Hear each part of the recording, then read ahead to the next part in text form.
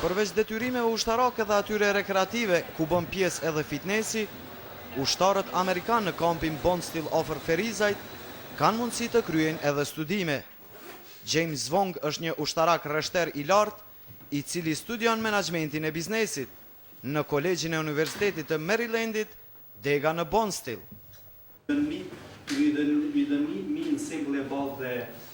Ai sot është duke ndjekur ligjëratën menaxhimi i pasurive humane, lëndë të cilën ja ligjeron profesori kosovar.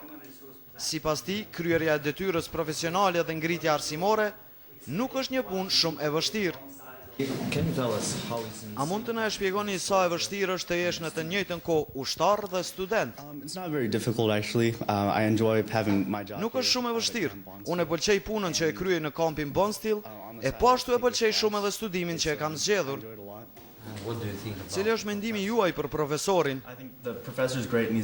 Profesori është shumë i arsimuar, ai mundohet dhe përkujdeset që shumë prej eksperiencave që posedon të na e ofrojnë në formën dhe mënyrën më logjike dhe më të besueshme.